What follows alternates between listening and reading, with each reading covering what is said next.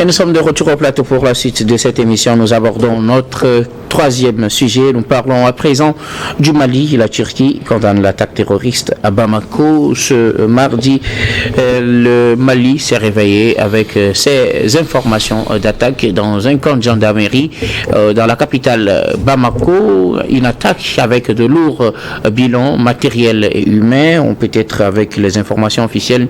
On y reviendra, mais dans la foulée des condamnations de cette attaque. Et parmi ces condamnations, celle de la Turquie, partenaire stratégique du Mali, entre autres. Il faut annoncer aussi cette condamnation de la CEDEAO, même si ce n'est pas réellement ce qui fait l'objet de ces débats. On pourrait l'aborder dans les analyses. Je commence par vous, Dieudonné Sewonou.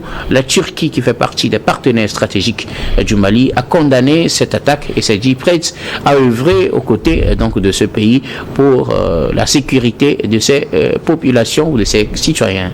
Oui, il y a de quoi, Guillaume. La Turquie, vous l'avez dit, fait partie des partenaires en matière d'armement pour le Mali, et aujourd'hui voir un partenaire inquiété jusqu'à ce niveau laisse présager un danger qui ne dit pas son nom, et donc la Turquie est en droit de condamner cette attaque comme tout autre. D'ailleurs, vous l'avez dit tantôt, la CEDEAO que quitte le Mali a aussi saisi l'opportunité quand même de condamner cette attaque. Alors, parlant de la position de la Turquie face à cette attaque que nous avons suivie, et c'est de façon très déplorable, parce que une attaque en plein cœur de Bamako, pas n'importe quelle structure, mais on parle d'une gendarmerie ou alors une école de gendarmes. Vous voyez que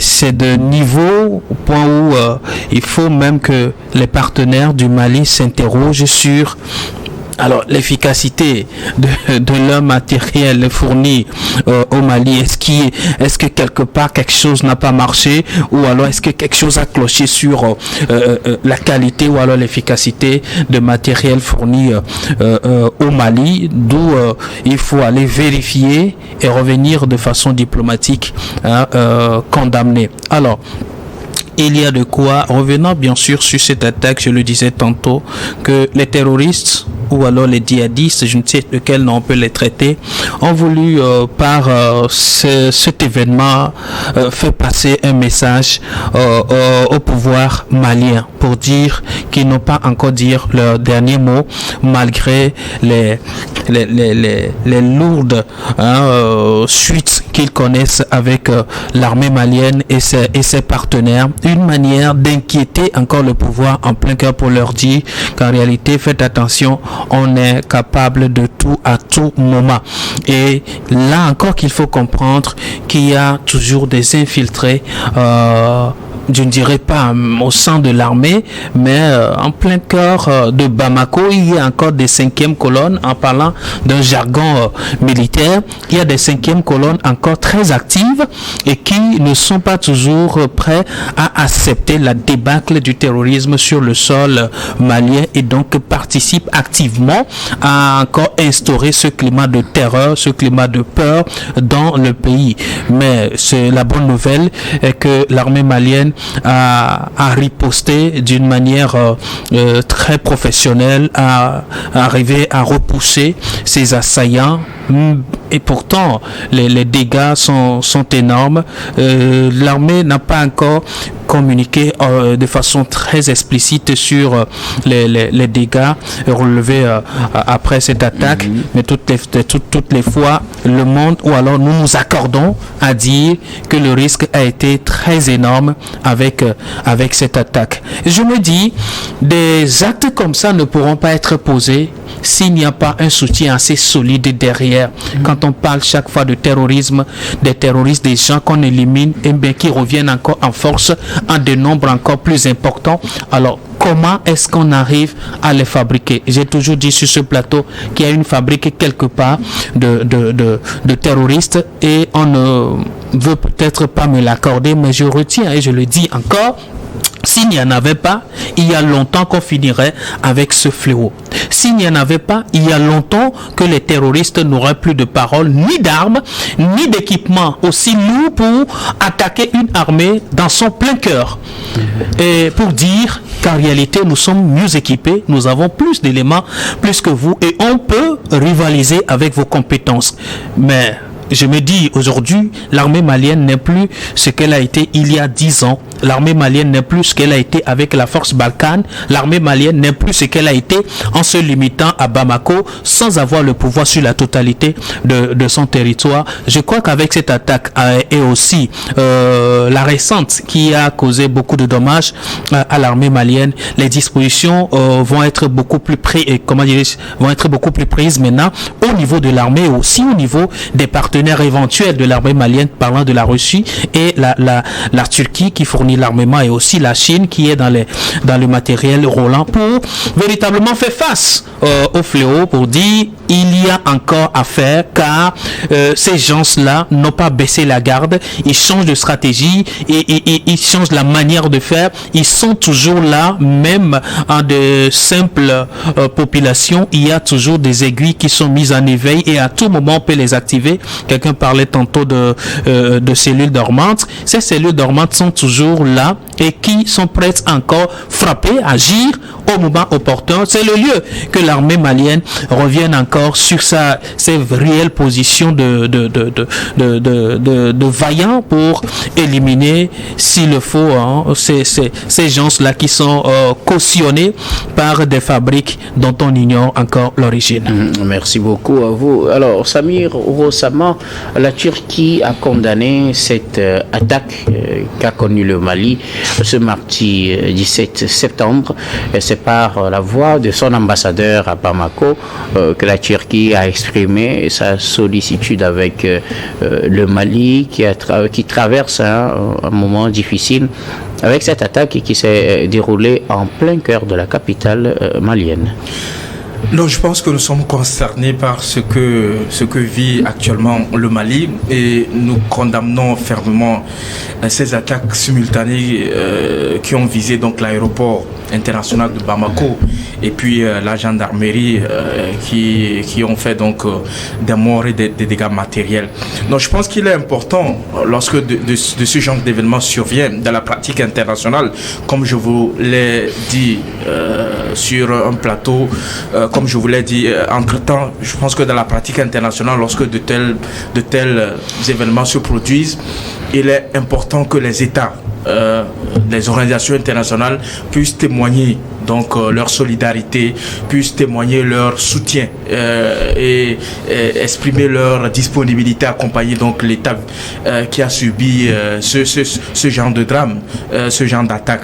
Donc la Russie, la Turquie donc a condamné fermement donc l'attaque terroriste perpétrée donc à Bamako.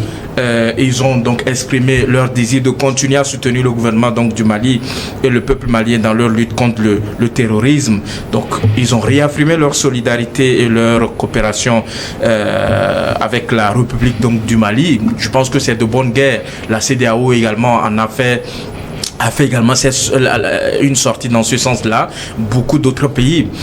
Alors pourquoi est-ce que la Turquie, vous vous rappelez bien à l'époque lorsque le coup d'État était intervenu, la Turquie fait partie des premiers pays, notamment à travers le déplacement donc de son ministre des Affaires étrangères, qui a voulu rencontrer donc les autorités en place, donc reconnaître de fait donc les autorités militaires qui ont pris le pouvoir dans ce pays. Et depuis lors, les relations entre la Turquie et le Mali se sont renforcées. Vous savez que dernièrement, les autorités maliennes ont acquis des drones de fabrication donc turcs, leur permettant donc de surveiller leur territoire national, de détecter les cibles suspectes, de les traquer également, et de les frapper avec une certaine précision chirurgicale. Et vous savez également que la Turquie fournit un certain nombre de matériel militaire, notamment les hélicoptères de combat également. Et vous savez, cette partie donc de l'Afrique, je parle de la partie sahélienne, est objet donc de plusieurs convoitises entre les puissances non seulement occidentales, mais également aujourd'hui nous voyons la présence de la Russie, nous avons également la Chine qui est là, nous avons également la Turquie qui ne veut pas laisser se compter ces différentes avancées et l'aide au développement par exemple allouée par la Turquie donc aux pays du Sahel, notamment le Burkina Faso, le Mali, le Niger, le Tchad, oui, ont avoisiné 61 millions de dollars entre 2014 et 2019 et le montant des échanges commerciaux avec le Mali a également été multiplié par 10 entre 2003 et 2019, passant de 5 à 57 millions de dollars. C'est pour vous montrer qu'en réalité, si par le passé, la Turquie entretenait des relations d'ordre économique, beaucoup plus dans le domaine de l'éducation, dans le domaine de la santé, dans le domaine d'infrastructures, aujourd'hui, la Turquie montre un certain intérêt sur le plan militaire à collaborer avec ces pays du Sahel, le Mali, on en a parlé, le Niger également, puisque la Turquie a signé un accord cadre sur le plan militaire pour permettre à ce que les militaires turcs puissent venir, les militaires instructeurs turcs puissent de temps en temps venir apporter leur expertise pour permettre à ce que l'armée nigérienne puisse faire face donc au Boko Haram. Donc voilà un peu l'intérêt que rêvait cette sortie donc de la Turquie. Ce n'est pas anodin cette sortie-là. La Turquie a un intérêt particulier. Ce n'est pas pour les beaux yeux donc du Mali. C'est vraiment des intérêts qui guident donc cette Turquie-là. Et nos pays africains doivent également comprendre qu'en réalité, nous ne devons pas avoir des amis. Nous devons avoir des relations avec des pays qui ont quelque chose à apporter pour le développement dans lequel nous sommes en train de tendre véritablement. Donc au-delà, je pense qu'il est important également qu'on se questionne sur un certain nombre de choses qui n'ont pas marché.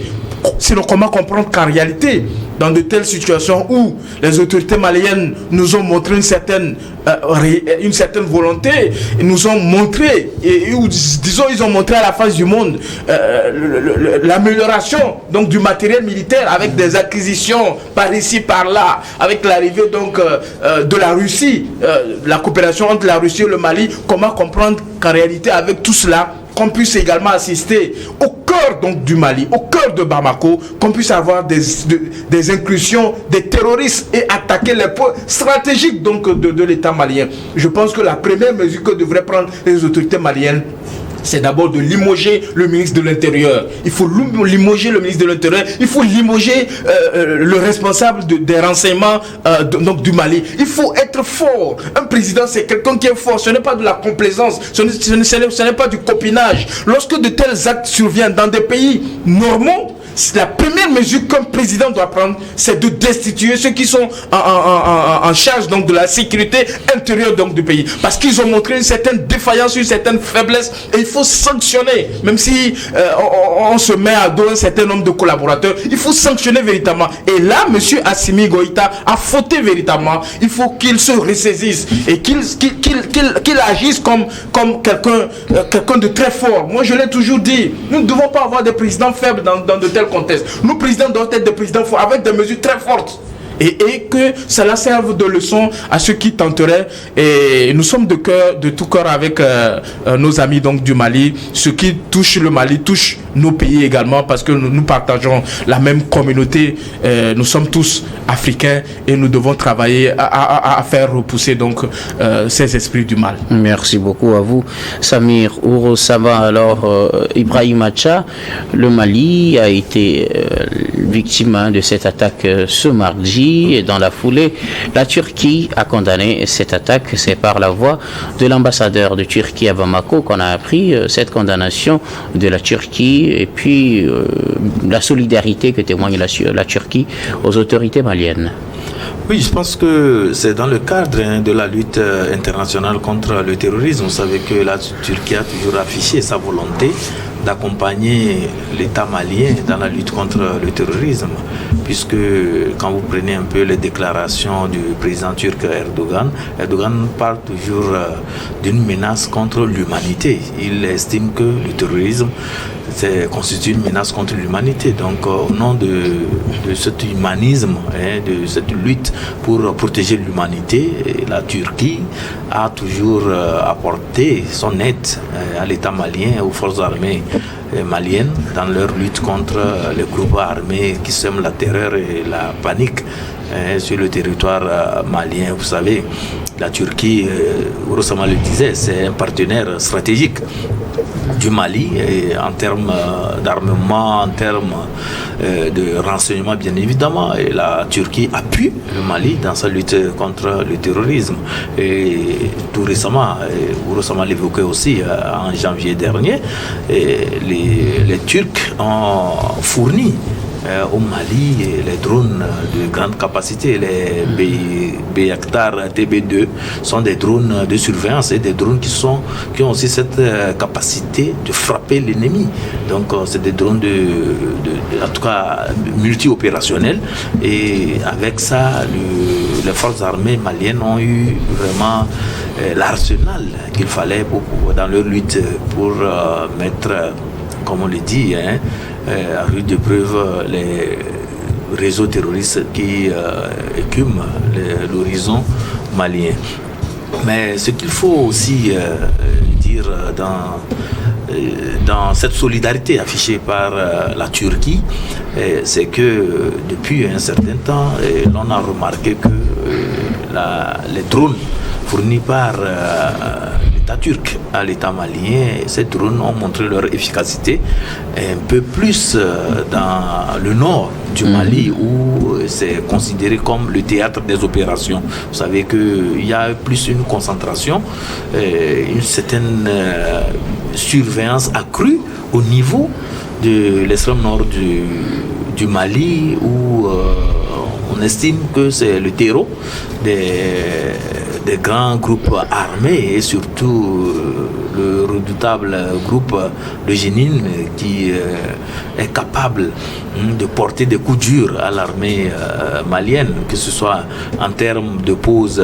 des engins explosifs, en termes d'attaques ciblées, en termes d'incursions et tout ça là. Donc on sent que ce groupe-là multiplie des offensives pour pouvoir inquiéter sérieusement le régime malien en termes de terrorisme. Et donc la Turquie, qui a fourni ces matériels, entre-temps avait encore dit, disons, à la partie malienne qu'elle sera toujours à ses côtés dans la lutte contre le terrorisme. Donc avec cette attaque qui s'est produite au niveau de Bamako, je pense que ça va dans l'ordre normal des choses, que ce partenaire-là puisse afficher une certaine solidarité avec l'État malien et présenter ses condoléances, bien évidemment, et voir éventuellement ce qu'il faut faire pour que l'État malien puisse triompher sur les forces du mal. Merci beaucoup à vous tous pour vos contributions. Nous allons marquer une nouvelle pause, puis on reviendra tout à l'heure pour la dernière partie de cette émission, dernière partie que nous allons bien évidemment consacrer au Togo.